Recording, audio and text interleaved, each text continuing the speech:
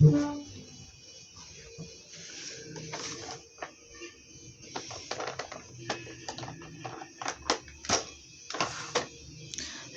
عليكم ورحمة الله وبركاته. ازيكم عاملين ايه؟ يا رب تكونوا بخير. يلا كده بقى بينا قومي من الانتخة اللي احنا مأنتخينها بقى في الشتاء والجو البرد ومش قادرين نقوم نعمل اي حاجة ولا قادرين ان احنا نتحرك من مكاننا.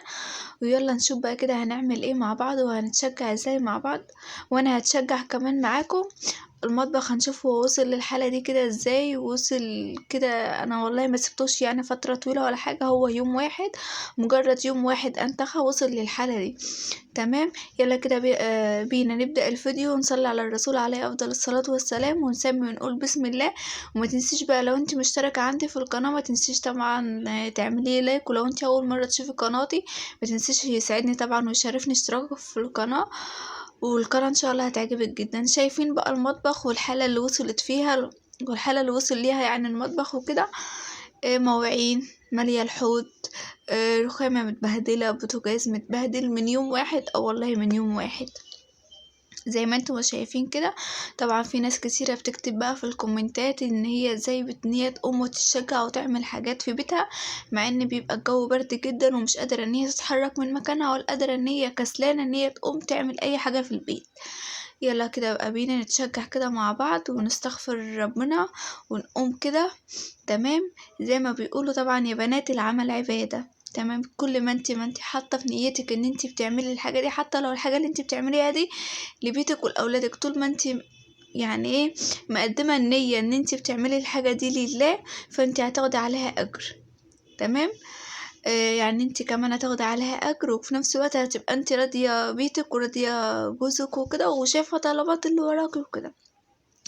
يلا كده بقى بينا نتشجع. اول حاجه كده بدات ان انا ابدا بيها، في ناس كتيره بتبدا بتقول يعني ان المطبخ لما بيوصل للحاله دي ما بنبقاش عارفين نبدا ازاي. بصي يا حبيبه قلبي، لو انت عندك المواعين فيها بواقي اكل او الحوض فيه بواقي اكل وكده، ابداي ان انت هاتي شنطه كده بتاعت زباله، وابداي لمي بيها بواقي الاكل او الزباله اللي عندك او الكراكيب اللي عندك اللي ملهاش اي لازمه، واركنيها كده على جنب. وابداي ان انت انقضي المواعين من الحوض. ابدأي ان انت كده اشطفي المواعين، اركني الكوبايات لوحدها والاطباق لوحدها والحلل لوحدها والحاجات اللي انت ايه. طبعا انت بتبقى عارفه بقى اولوياتك وانت اللي هتبدأ ان انت ترتبي. تمام. زي ما انتم ما شايفين، وبنبدأ ان احنا نصبن بقى الحوض وبنغسل بقى كده على النظيف. اول حاجه لو في ازايز ميه، لو في بقى كوبايات شاي زي ما انتم ما شايفين، وبنبدأ بقى ان احنا نغسل كده. تمام.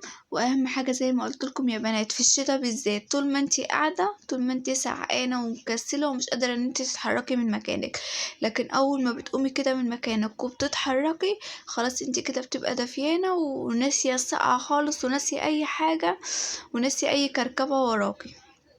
تمام. ما تاخديش كل حاجة على صدرك وما تاخديش كل حاجة بعصبية، كل حاجة هتتعمل بس واحدة واحدة. ابدأي كده نظمي اولوياتك، ما تسيبيش كده الدنيا لما تتكركب معاكي ومتبقاش عارفة ان انت تبدأي ازاي. تمام. طبعا انتوا بقى كده شايفين بدأت بقى كده ان انا اغسل الكوبايات واشطفها، وابدأ ان انا بقى ارجع الكوبايات مكانها. انا الكوبايات عندي بحطها في المطبقية كده من تحت، وهي بتصفي ايه هي والاطباق على الحوض. تمام. كان جايلي بقى سؤال يا بنات، ان احنا ازاي ان احنا نتشجع بقى وان احنا نقوم من مكاننا في الشتاء. بصي يا حبيبة قلبي، اول حاجة ان انت لو عندك اطفال بتوديهم الحضانة وبتوديهم المدارس، اول حاجة كده بقى بتقومي من نومك تصلي. طبعا انت بتقومي قبليها بقى بفترة. تمام. بتقومي بقى ان انت تصلي، تبدأ ان انت تقرأي اذكار الصباح بتاعتك، تبدأ ان انت تجهزي لهم اللانش بوكس بتاعتهم، تبدأ ان انت تنزليهم بقى لو انت مثلا بتنزلي الاولاد المدارس او الحضانة وكده. وبترجعي بقى على البيت، ما بترجعيش بقى ان انت تنتخي بقى وتقعدي وتمسكي الموبايل بقى فترة طويلة. لا، بتعملي بقى ستوب لكل حاجة وراكي. لا، انا الفتره دي انا مخصصه ساعه للمطبخ، انا مخصصه ساعه للريسبشن، مخصصه ساعه مثلا يوميا كده هعيد عليها على الشقه كده سريع سريع. مش هرد فيها على التليفونات، مش همسك التليفون، مش هشوف رسائل واتس، مش هشوف اي حاجه على التليفون خالص. هشغل الشاشه بتاعتي طبعا قرآن، همسك التليفون بتاعي لو انت مثلا في ادعية انت بتحبي تسمعيها، في مثلا اناشيد، في مثلا روتين بتحبي ان انت تشجعي منه، وتبداي ان انت تشغلي كده التليفون بتاعك جنبيكي. وبتبدأي ان انت تبدأي واحدة واحدة. بتشوفي مثلا غرفة النوم بتاعتك، لو انت عايزة تفرشي السرير، لو انت عايزة مثلا تنشري البطاطين في الشمس، تفتحي الشبابيك تديكي طاقة إيجابية وتخرجلك الطاقة السلبية. لو انت مثلا هتعيدي كده على الريسبشن كده تنظيف يومي، هتبدأي ان انت تعملي كده. لو انت عندك المطبخ زي ما الحالة بتاعتي كده، هتبدأي ان انت زي ما انت ما شايفة تبدأي تدخلي على المطبخ على طول. تمام، خلصتي كل اللي وراكي وخلصتي مثلا الساعة ولا الساعة ونص اللي انت محدداها.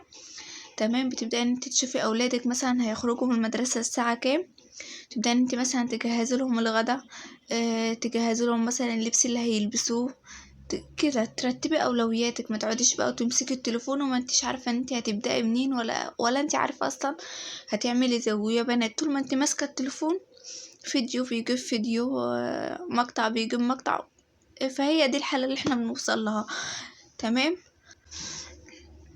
زي ما قلت لك حاولي ان انت ترتبي كده اولوياتك. خلاص انا رتبت مثلا ساعة يوميا، هبدأ ان انا ارتب فيها المطبخ، هبدأ ان انا اعمل فيها اوضة النوم، هبدأ ان انا اعمل فيها اوضة الاولاد، الريسبشن، الحاجة بقى اللي انت عايزة تعمل عندك. طبعا لو في دورة في الغسالة بتبدأ ان انت تدخليها في الغسالة، لو في دورة هتخرجيها وتبدأ ان انت تنشريها، في غسيل هيتطبق.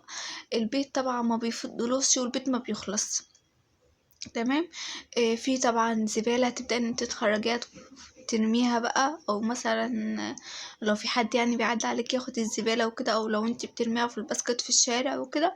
عشان خاطر طول ما في زبالة في البيت، طول ما في طاقة سلبية، ابدأ ان انت خرجي كل الطاقة السلبية. حاولي ان انت ترشي معطر، تشغلي تولعي بخور، اي حاجه انت تديك يعني طاقه سلبيه. ابدأي ان انت تقرأي في المصحف سورة البقرة وسورة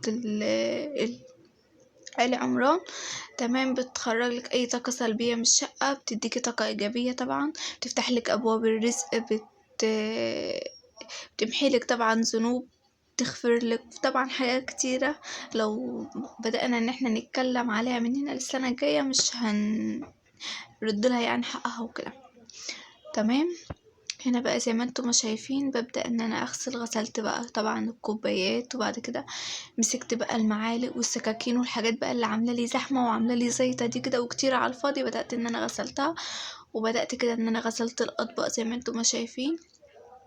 تمام، وكمان انا رتبت اوضه النوم بتاعتي كده قبل ما اشغل الكاميرا. مسكت كده الفرش بتاع السرير، فرشته وظبطت الدنيا، ومسكت كده اللحاف، طلعته طبعا في الشمس.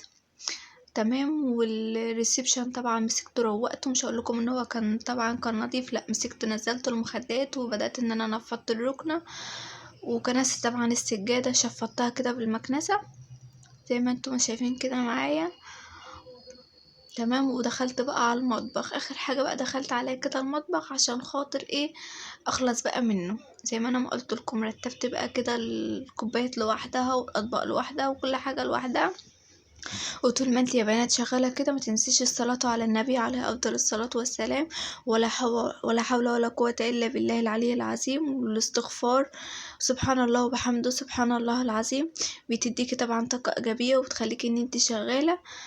وزي ما انا ما قلت لك ابدأي ان انت شغلي التليفون بتاعك، قصة، روتين انت بتحبيه، قناة انت بتحبيها، او اناشيد، او مثلا لو ادعية وحاجات من كده، بتديكي طاقة ايجابية وبتخليكي ان انت ما بتحسيش بالحاجة اللي انت بتعمليها، وكل حاجة بتعدي من عليك وكل حاجة بتبقى سهلة.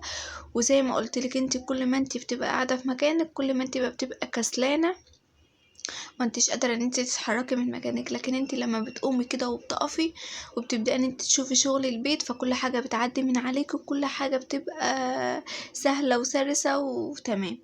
تمام، هنا بقى كده كان خلاص كنت بغسل بقى الحلل، كانت اخر حاجة تقريبا معايا.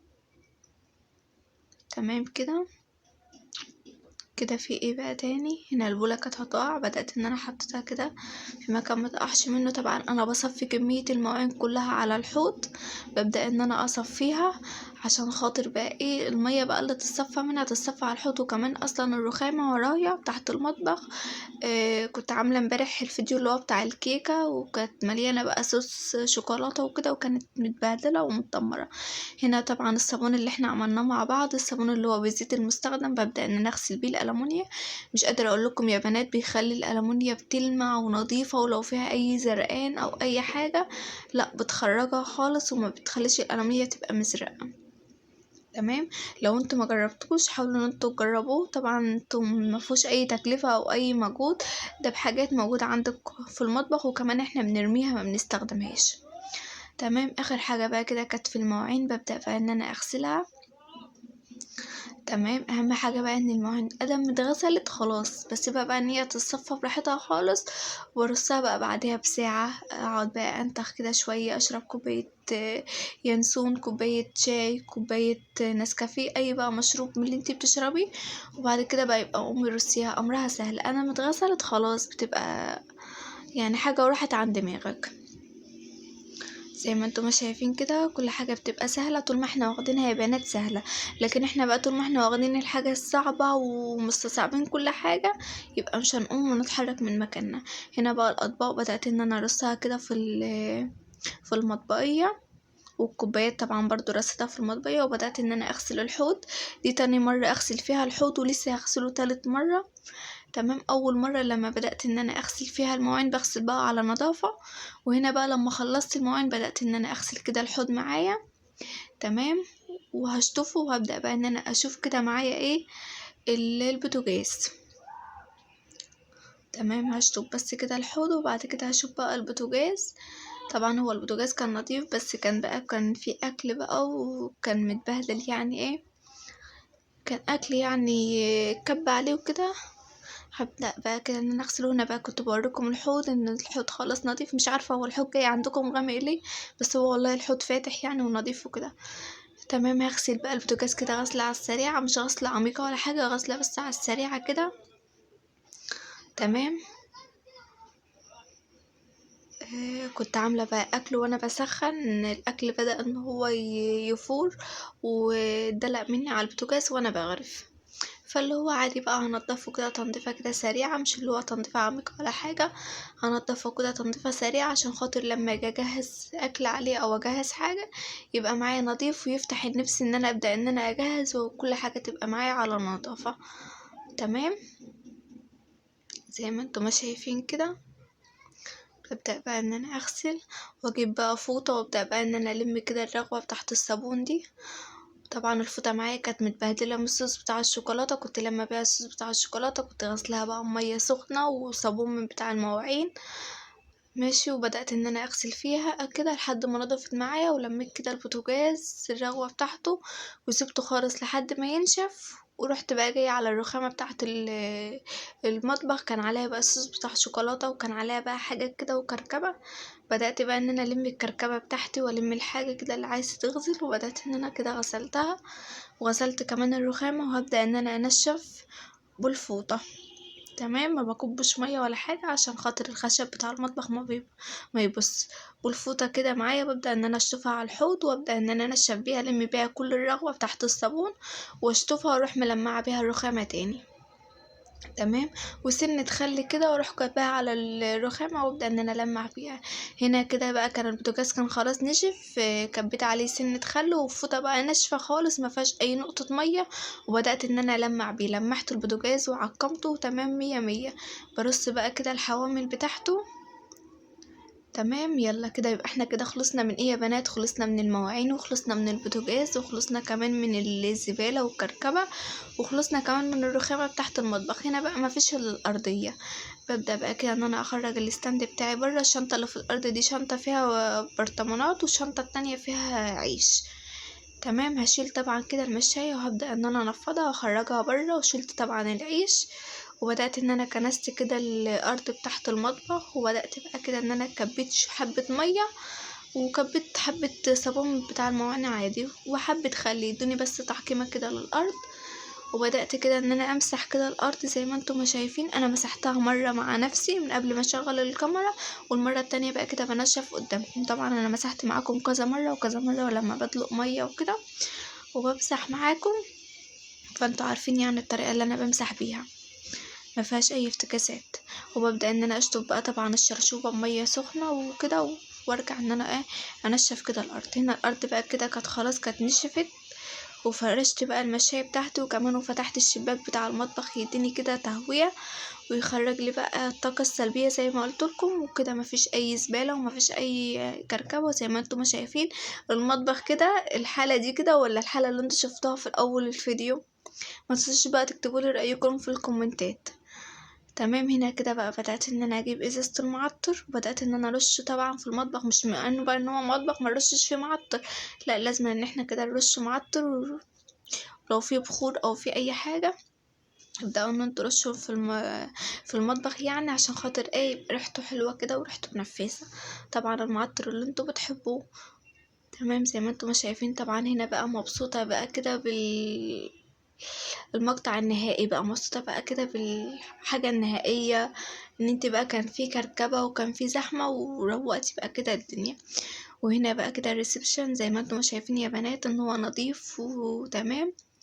هنا بقى عايزة بقى انتخي براحتك، انتخي لحد ما الولاد ما يجوا من المدرسة. لو ميعاد الغدا قومي بقى جهزي الغدا بتاعك، قومي بقى شوفي اللي وراكي ايه. عايزة بقى تقعدي كده وتستقنيزي شوية. تمام.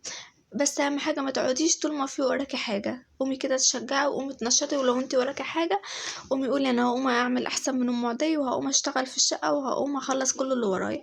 ما تنسوش يا بنات لو انت اول مره تشوفي القناه بتاعتي يسعدني طبعا ويشرفني اشتراكك في القناه.